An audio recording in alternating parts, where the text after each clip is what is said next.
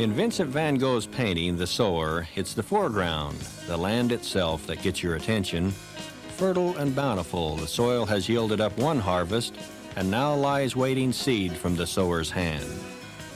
In this 1888 depiction of humanity's dependence on the land, it is clear that the major elements in human survival are the sun, the soil, the rain, and the caring person who knew when to spread the seed that meant a new crop and new life. Today, even though agriculture has changed dramatically, we are still dependent on good land, sun, adequate moisture, and caring stewards of the soil. We have come to know, now as then, that the good steward has a lot to do with our ability to survive and prosper as a people. Indeed, we have learned that as you sow, so shall you reap. When we neglect these essential life-sustaining elements of soil, sun, and water, the results can be serious. The people of many undeveloped nations are often forced to cut trees for wood and charcoal, which brings severe soil erosion and loss of food production, worsening their own situation. Here in America, we may think that our farm technology and agricultural abundance will protect us from food shortages. But farmers and consumers alike are affected by severe drought and excessive soil loss. Seeds of neglect that were sown during the 1930s brought on the Dust Bowl days, characterized by large dust storms. Truly, we sowed the wind and reaped the storm. Landowners and managers, assisted by local soil and water conservation districts, have since tamed those storms and made significant progress in slowing soil erosion.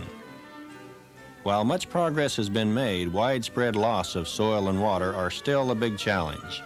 A farmer may barely notice soil erosion gnawing away the topsoil of his fields. A little here, a little there does have an effect on productivity and other people downstream. The overall effect can be awesome. In a recent 5-year period, we saw 15 billion tons of productive U.S. topsoil erode away. Wise farmers today practice conservation tillage. They leave refuse from last year's crop on top of the soil to protect the soil and conserve water, while the new crop emerges. Many government officials now insist that containment structures be built to protect soil and water resources in our communities. Millions of trees are being planted to stabilize our soil and to add life-giving oxygen to the air we breathe. Profitable farmers are learning to apply just the right amount of fertilizer and pesticides to produce an abundant food supply and protect our groundwater at the same time. Valuable wetlands are being restored and protected to help assure a clean water supply and a nice home for wildlife and waterfowl. Farmers and city people are taking actions that will slow the runoff of non-point source water pollution, which chokes our streams and lakes with sediment. Many good things are being done by many good stewards, but the battle is far from over. It will take the cooperation and involvement of everyone to maintain the quality of life we desire here on Earth.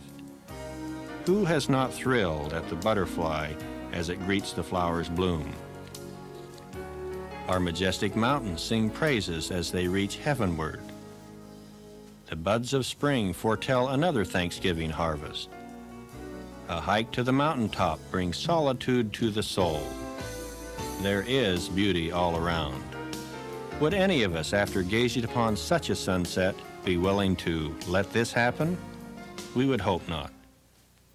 The challenge is to change the way we think of the earth and its living creatures, to become more kind and gentle. We cannot thrive while the earth suffers abuse and waste. What can you do as a single individual? Well, one place to begin lies in the concept of individual responsibility and action. We're taught from our youth that we are responsible for our own actions. We must see ourselves as sowers, for good or for bad. Every action we take, every decision we make, has an effect on the people and the natural world around us.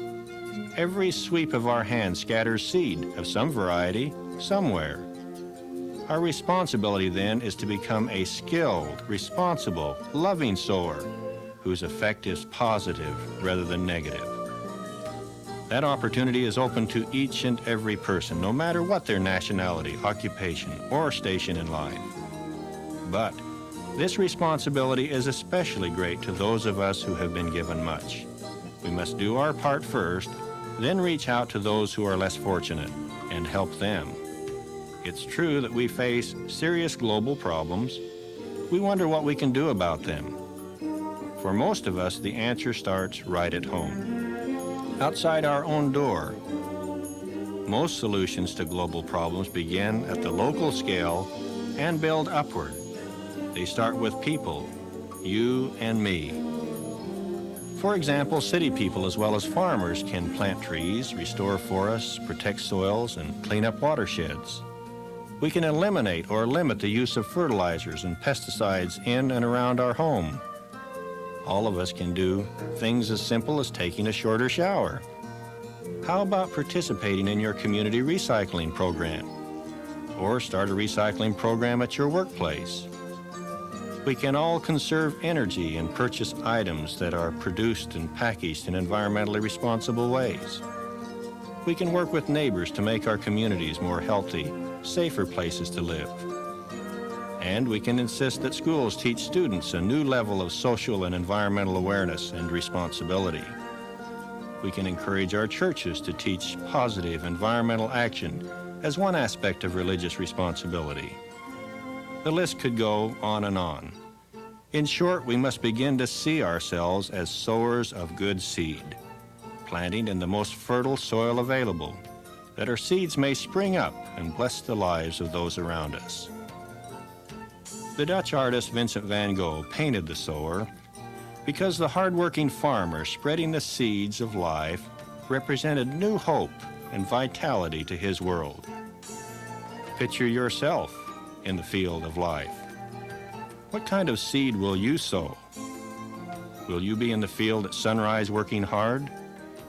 Now is the time to make a personal commitment. You might well ask the question, what on earth am I doing? Remember, as you sow, so shall you reap.